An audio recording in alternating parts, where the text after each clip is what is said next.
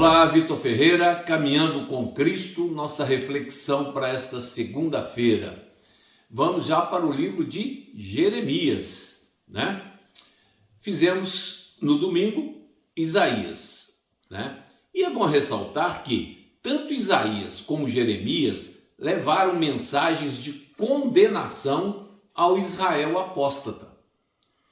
No entanto, enquanto o tom de Isaías é vigoroso e severo, e nós vimos isso, o de Jeremias é um tom moderado e suave.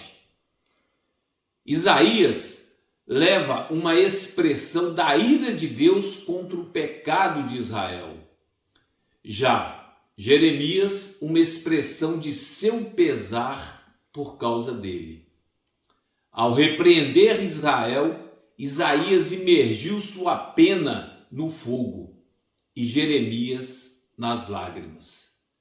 Depois de denunciar a iniquidade de Israel, Isaías prorrompe em êxtase de alegria ao ver a antecipação da independência vindoura. Jeremias teve um vislumbre do mesmo acontecimento. Feliz, né? Mas esse vislumbre não foi suficiente para enxugar-lhe as lágrimas ou dissipar a névoa de seu pesar pelo pecado de Israel. Por causa desse último fato, Jeremias é conhecido como o profeta chorão. No entanto, o amor imutável de Deus ao seu povo apóstata e sua tristeza pela condição dele é o tema desse livro.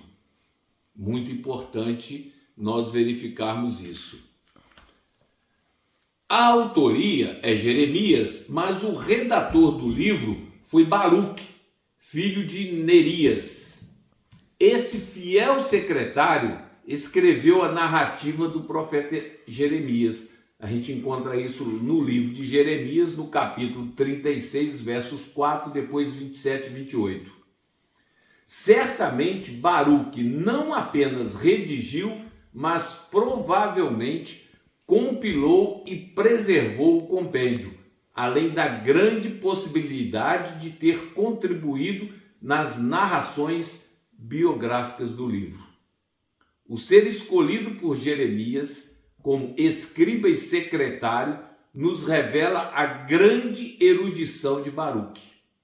Apesar de ser acusado pelo povo, isso está lá em Jeremias 43:3, esse fiel escudeiro demonstrou seu nobre caráter ao acompanhar o profeta Jeremias quando este foi forçado a ir para o Egito com o restante de Judá. Isso está contemplado no próprio livro de Jeremias, no capítulo 43, verso 6. Contexto histórico, né? No início do ministério de Jeremias, disputavam a supremacia do mundo civilizado três poderosas nações, quais sejam Assíria, Egito e Babilônia. A Assíria havia chegado ao seu apogeu. Contudo, começava a entrar em declínio. O Egito havia saído de debaixo da poderosa mão da Assíria e lutava para recuperar sua preeminência no Oriente Próximo. Em 626 a.C., com Nabopolassar subindo ao trono, iniciou-se a ascensão do Império Neobabilônico. Com a queda da cidade de Nínive, em 612 a.C., a nação da Assíria foi totalmente enfraquecida e seu destino traçado, elevando o Império Babilônico à supremacia na Ásia Ocidental. O faraó do Egito, Neco II, não aceitou a súbita hegemonia babilônica. Agora, com Nabucodonosor II, filho de Nabopolassar, no trono, o Império Babilônico obteve sucesso na Batalha de Carquemins, que ocorreu em 605 a.C., sobrepondo dessa vez a Síria como potência mundial. Foi em meio a esses turbulentos eventos que Jeremias foi convocado por Deus ao posto profético. Seu chamado ocorreu em tenra idade. Na verdade, ele próprio revela que, desde o ventre, havia sido dado por profeta das nações. Nós encontramos isso lá em Jeremias, no capítulo 1, verso 5.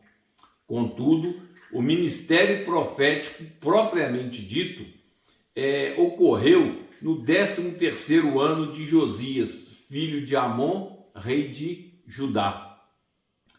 Ele iniciou seus trabalhos em um período de crise nacional e sua missão foi advertir o povo para ver se seriam libertos dos terríveis danos do cativeiro babilônico. Suas mensagens deveriam ser urgentes, pois ele teria somente 23 anos para advertir o povo antes de vir a tempestade do Jordão. Está lá em Jeremias 25, verso 3. Desde o ano 627 a.C. até 605 a.C., ano da primeira invasão a Jerusalém, 6 reis marcaram os últimos anos da monarquia em Judá: Josias, Joacás, Jeoaquim, Joaquim e Zedequias, também chamado de Matanias, né? Não houve falha na mensagem nem no mensageiro. No entanto, após o reinado de Josias, que foi um bom monarca, e isso a gente encontra lá em 2 Reis, no capítulo 23, verso 25, todos os seus sucessores foram homens ímpios e resistiram duramente à mensagem de Jeremias.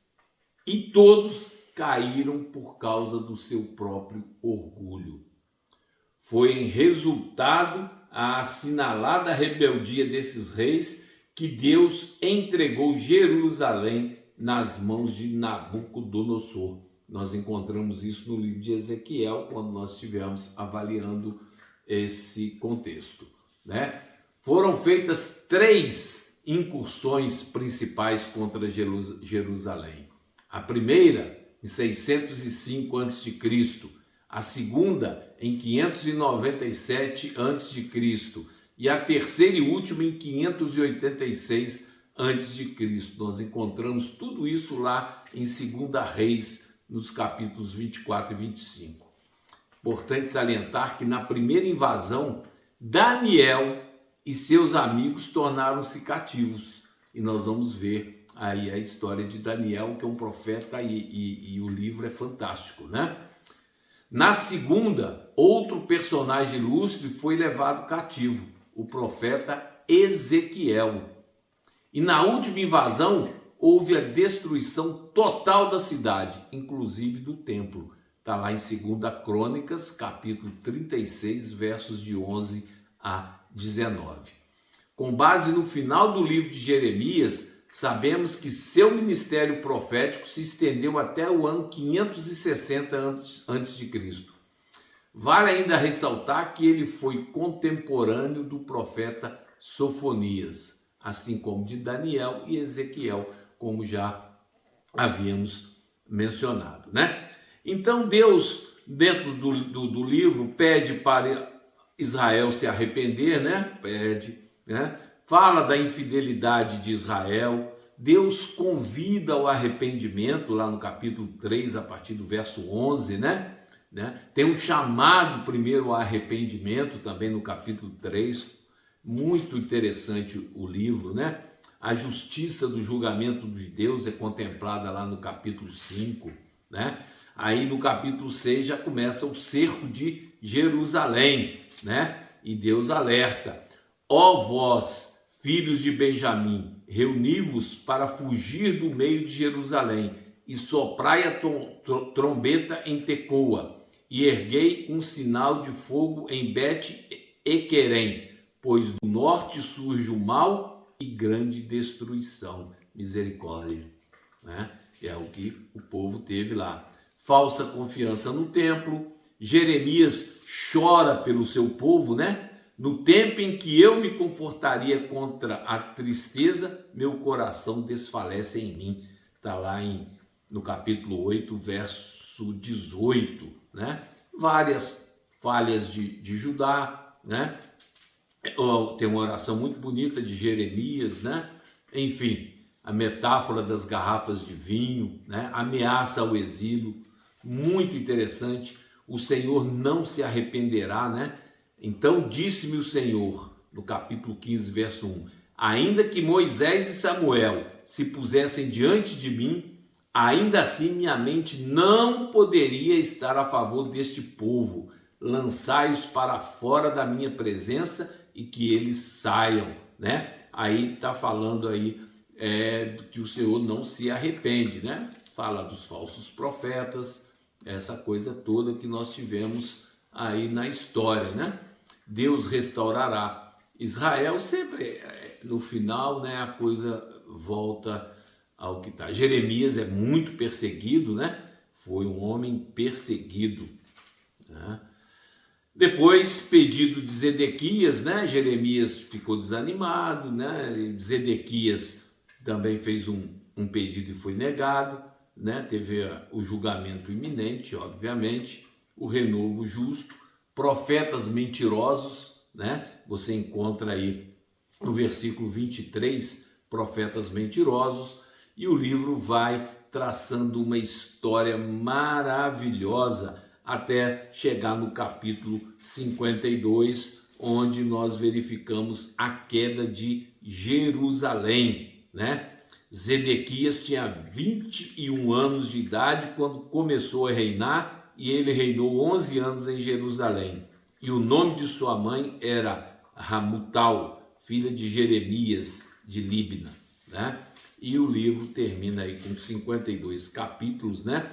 E o último trata, na realidade, aí falando do exílio babilônico, né? E Jeoaquim é liberado, né? Então é o que se diz, né? E mudou-se suas vestes de prisão, e este comeu continuamente pão perante ele todos os dias de sua vida, né? E isso aconteceu no 37º ano do cativeiro de Jeoaquim, rei de Judá. É isso que nós precisamos fazer, estudar a palavra do Senhor. Isto que eu estou fazendo é para que você possa verificar, observar que é muito complexo. Nós estamos falando aqui de 52 capítulos. O livro de Isaías são 66 capítulos. É uma história maravilhosa e vai se entrelaçando. Nós vimos aqui que Jeremias foi contemporâneo de Daniel e outros, né? Sofonias, inclusive, né? Então, a história é muito bonito. Então, as profecias, os livros poéticos, né? Os livros históricos na Bíblia, né? Nós temos tudo isso na Bíblia, né? O livro da Revelação, né? Muito interessante. E eu recomendo a você, estude a palavra do Senhor. A palavra do Senhor é aquilo que Deus deixou para nós, para que possamos e tenhamos condição de buscar o conhecimento que Cristo quer e alcançar a mente de Cristo, alcançar o caráter de Cristo, termos a mente, estarmos num nível espiritual, um nível mais elevado.